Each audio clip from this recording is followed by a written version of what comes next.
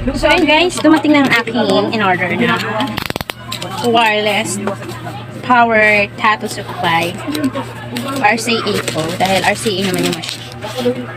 So ito na siya. Tapos may freebie.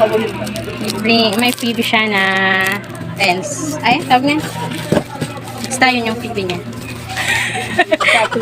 Tattoo pencil or tattoo ball pen. Parang. So ito siya. Tignan natin what's inside.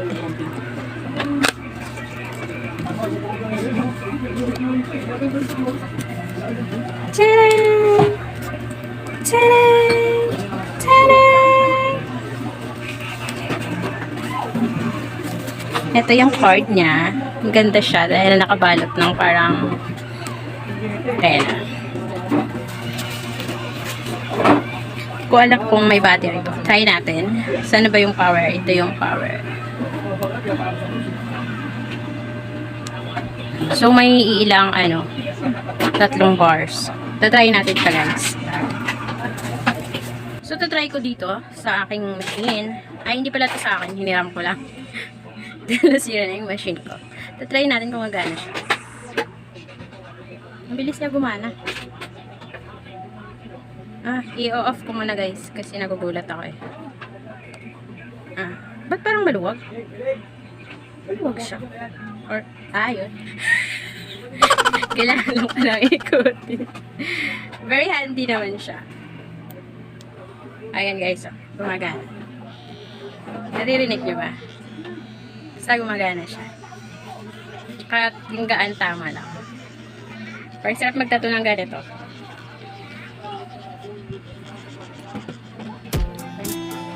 I ordered this in Shopee last October 30, 2021 at dumating naman noong November 11, 2021.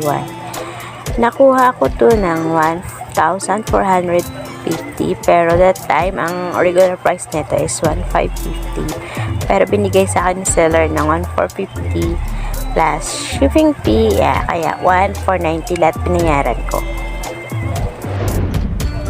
Overall, goods naman siya. Maraming beses ko na rin itong nasubukan at nagamit.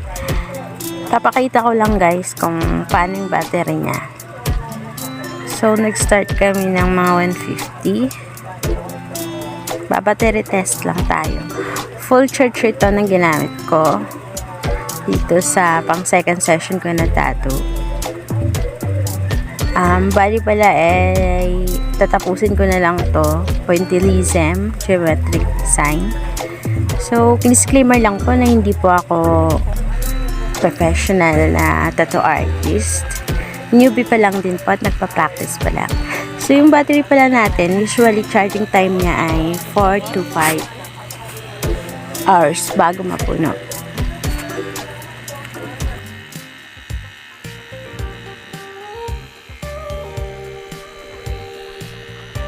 So, ayun guys, makalipas ang ilang oras, nabawasan na ng 1 bar ang battery.